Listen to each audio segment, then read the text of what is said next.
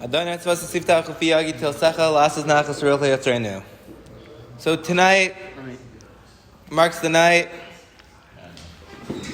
where we're gathered here today.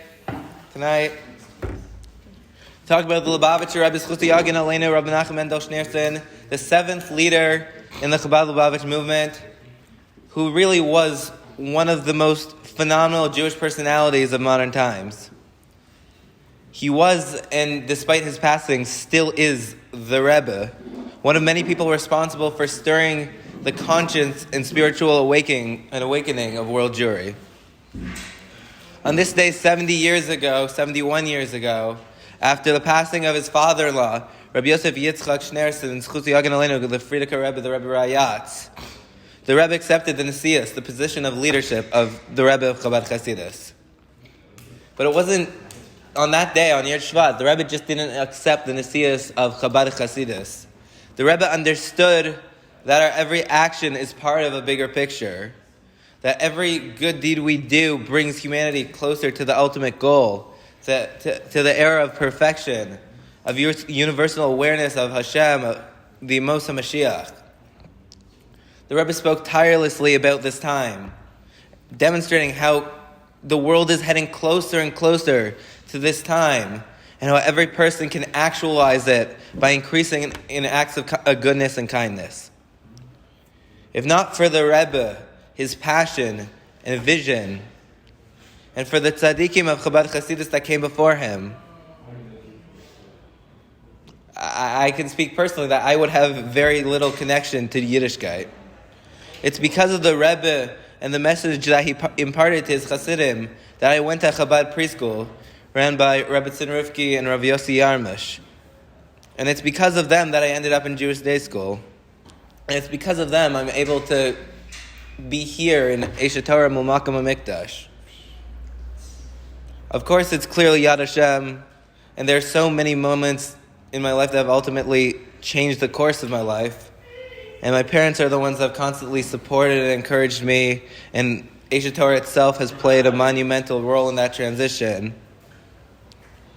I credit where I am now to the fact that I have a connection to Torah, to Hashem, to the Jewish people, to the Rebbe, to Rabbi Menachem Mendel Schneerson, and to the Chabad Shluchim who really started my path.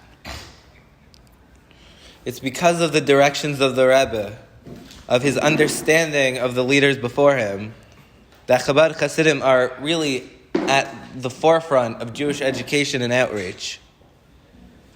There are over 100 countries with a Chabad presence, Shluchim of the Rebbe. No matter where a Jew is in the world, if there is a Jew there, there's a shliach, there's an emissary of God and of the Rebbe for you. That's ultimately the lasting impact of the Rebbe. Yes, his Torah is incredible and needs to be learned. But at the end of the day, it was his achrayus and avas Yisrael, his responsibility and love for every Jew, that is the lasting legacy of this tzaddik. The Rebbe famously said, if you see what needs to be repaired and how to repair it, then you have found a piece of the world that God has left for you to complete. But if you only see what is wrong and what is ugly in the world, then it is you yourself that needs repair. You can see everything as dark and hopeless, or you can see the light within the darkness, the hope within hopelessness. When there's ignorance, you educate. When there's anti-Semitism, be proud to be a Jew. The message of the Rebbe is that there's always something you can do. You just need to figure out what that is. L'chaim, l'chaim. So the Rebbe actually, it's recorded down in Likutei Sichos, in the 25th volume, page 355. He quotes the Mishnah in Maseches Avos, in Pirkei Avos, chapter 4, Mishnah Aleph. The Mishnah teaches us, Elu chacham halomed mikol adam. Who's someone who's wise? Someone who learns from everyone. Mishnah Seinu Melamedes Otanu Shalakol Echad Yesh Inyan Yichudi Hanimtza Rak Bo. Says the Rebbe that this Mishnah is teaching us that there's a unique trait, there's something unique, special about each and every person. Ve'al kein efshar lilmod mikol adam. And therefore, you can learn from every person. HaMishnah matziga es hadvarim minukudas hamabat shel halomed. The Mishnah is coming from the perspective, the position of the learner. Ulam kayemes gam nikudas motze hafucha. But there's also a flip side of the coin that the Mishnah is coming to teach us. Shel hamalamed, that of the teacher.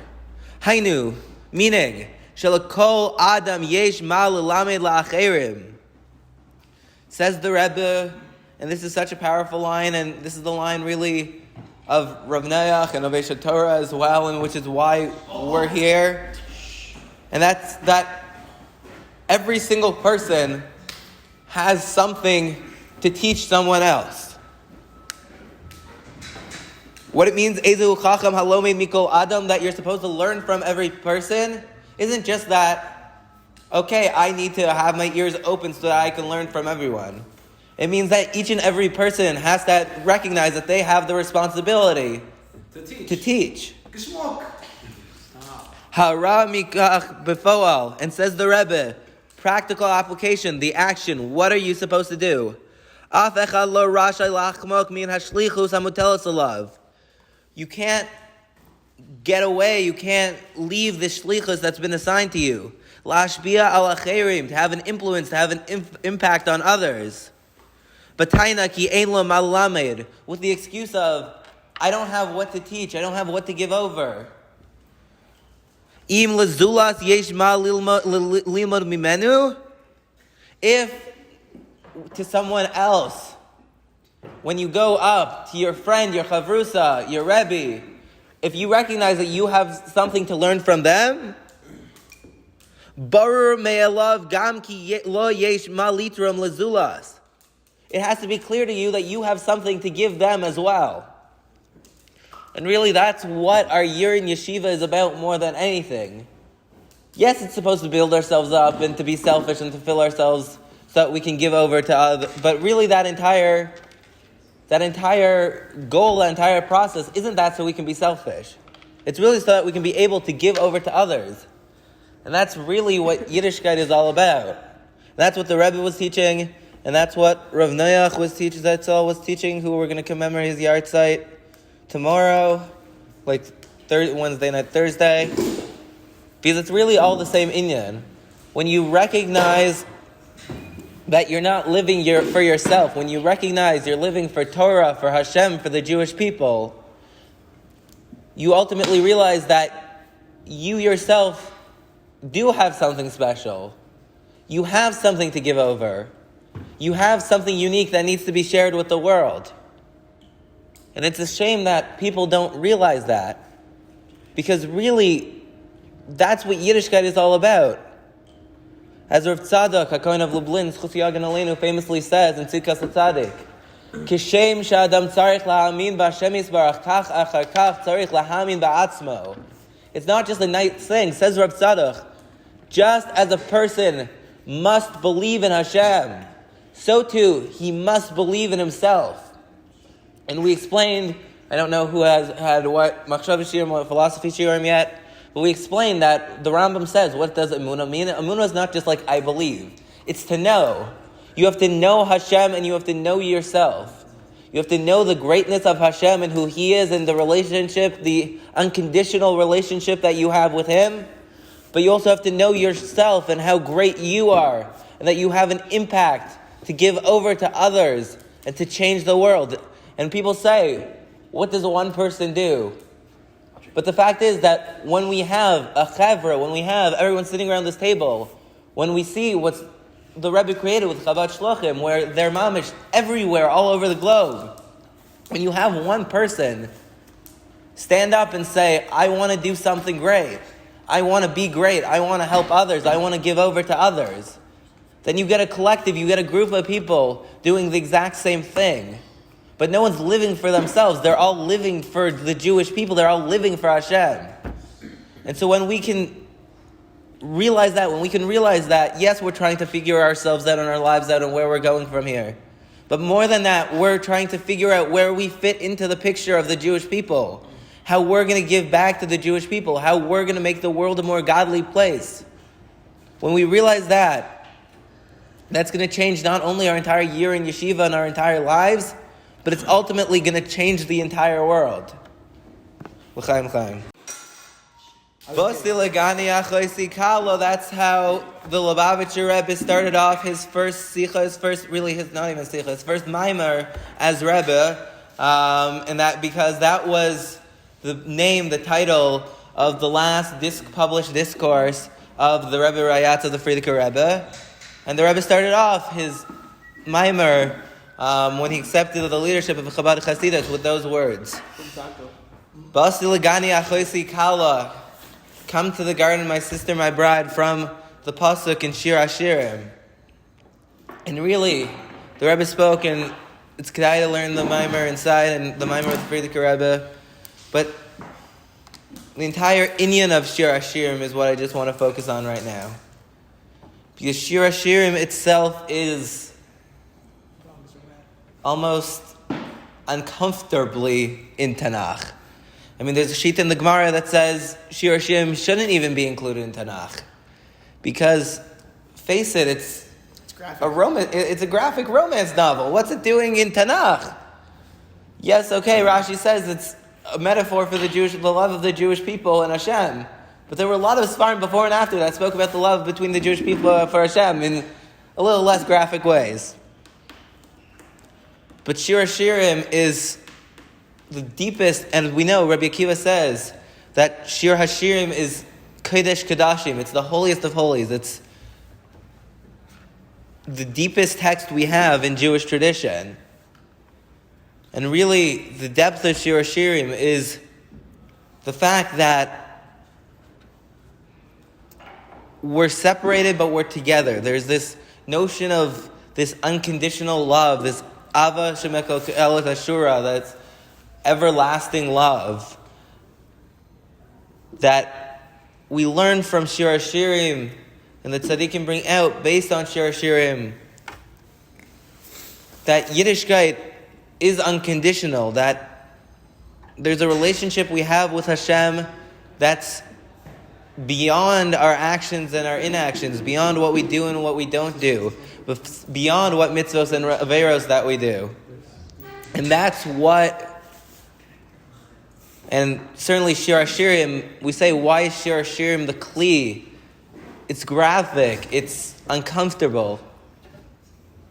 But as the Alter Rebbe taught in Tanya, based on the Medrash Tanchuma and Parshas Naso, and as all the Rebbes of Chabad expounded upon at great length, the philosophy, the concept of dira b'tachtonim, based on the words of the Medrash, Nis'ave HaKadosh Baruch Hu lios lo dira b'tachtonim k'mo sheyesh ba'alyonim, that Hashem desires a dwelling place in the world down below just as He has on high. And the Rebbes of Chabad explain that to mean that Hashem Davka wants to be in the lowest places, that the entire reason, the purpose of creation according to Chabad philosophy is that Hashem wants to be in the deepest, darkest places. And that's what it means, Shir Hashirim, that even in what seems to be a graphic, almost erotic description of romance and relationships between man and woman, even Hashem is there. And that's really been the driving force for Chabad in terms of outreach, in terms of reaching every single Jew. But it also should be a driving force in our lives, that even when we fall, even when we're down, as Mori V'Rabbi Rav Mordechai Berg likes to say, you have to bring Hashem into your averos as well. That it's not enough just to serve Hashem when you go down to the kotel, or when you're in the base medrash, or even when you're in the dorms or playing ball, then you're in Avad Hashem. But when you do averos, when you do the things that you don't want other people to know, that you yourself wish you didn't do, that you yourself wish you didn't know about yourself, you have to let Hashem in there as well. And that's really what we're trying to learn how to do in yeshiva. What does that mean? Like, I don't understand what you mean by that. How do you let Hashem into your Avera? When you do an Avera, you have to, and it's difficult, but you have to say, and when I fall, and everyone does, but there are certain, you have to say, Hashem, I know you're here, even though I'm doing the opposite of even though I did the opposite of what you wanted me to do, even though I know I'm going against your will, and you're Mamalik Kol Almin, you're Savik Kol Almin, you fill all worlds, you surround all worlds, Ein Od Milvado, there's nothing that's devoid of a Kadosh Baruch Hu, that everything in existence is from Hashem. But you have to say that you're mechayim me, you give me life, even you're sustaining me, even though when I'm davka, when I'm specifically going against you. And that's really, that for me, it changes everything, because you realize that like Hashem isn't just like some guy in the sky who's like waiting for you to sort of zap you if you do something wrong. He's not an ATM machine where you put on tefillin, you go to davening, you show up daven 3 times a day, you learn Gemara, you get all your little check boxes, you get all your tokens, and you can redeem them in. The son of the Alexander Rebbe, who I'm very close to, Rabbi Yosef Yitzchak Shnierson, in his Sefer Derech Chassidus, he brings down basically a line. It's one. The concept exists all throughout Yiddishkeit, but I've never seen it so clearly put, where he says that Hashem doesn't want the mitzvah. He doesn't want the outcome. He doesn't want you to succeed. Obviously you should succeed, but he wants the effort. He wants the toil. He wants the struggle. He wants the fight with the Yetzer Hara. Even if you fall, and this is Rabbi Yitzchak Hutner, the Rosh Yeshiva of Yeshivas Chaim Berlin, the Pachad Yitzchak, in a letter to a Talmud. It's a very famous letter in Igros Uksavim, number 128, where he quotes the pasuk Sheva Yipol Tzadik V'Kam, and that most people take it to mean that a righteous person falls down 7 times and gets up. Meaning, what makes the person righteous is that, okay, he falls down and he gets up. But Rav Hutner says differently. He said it's not despite the fact that he fell, because he gets up, he's a tzaddik. It's specifically because he fell, because he struggled, because he was so broken and down. And from there he decided, you know what, Hashem is here even with me. And he slowly works his way back up. That's what makes him a tzaddik. And so when we talk about tzaddikim, like the Lubavitcher Rebbe's, like the previous Rebbe, the Rebbe Rayatz, the Friedker Rebbe's, like the Rashash, Reb Shalom Sharabi, a great Kabbalist who's also Yartzheit is tonight, like Reb Yisachar Shlomo Taital, the Abayim Smecha, who was killed on a transport to Auschwitz, who was one of the few Rabbanim that spoke up strongly in favor of moving to Eretz Yisrael before the Holocaust. When we talk about tzaddikim, we have to realize that we're not going to tzaddikim, we're not thinking about tzaddikim to say, they're so holy and I want to be like them, or they're so holy and I don't know, I'm striving to do some of that, or they're so holy and I can never get there. When we connect ourselves to tzaddikim, we have to realize that we ourselves, each and every one of us, is a tzaddik. And when we tap into that, and when we realize that it's davka because of the situation, that's when people ask me, you didn't grow up from, don't you wish you never did this and you never ate that and you never went here? Don't you wish that you were just from all your life? I'm like, no. Every moment of my life, this is also in Ratzadak, it's very clear too, that he says, obviously the Avera isn't lechatchila, but once it happened, it happened. You don't regret, you regret the Avera as part of the tshuva process. But to say, I wish I was somewhere different, no, that's not who I am. It's a part of me. I was somewhere, and now I'm here. And that's really what we're trying to focus on when we talk about growing in our avodas Hashem. We're saying that wherever we came from, wherever we were, even wherever we're holding now, we're not trying to become someone different. We're trying to become our true selves. We're trying to become the people that we know we are, we know we want to be. Because really that's who we are. That's our deepest ratzon. And so when people say, you have to do this, or you should do this because I'm telling you, or because it's the right thing, shkoyach, you should listen to them and do it because they're probably older and wiser than you.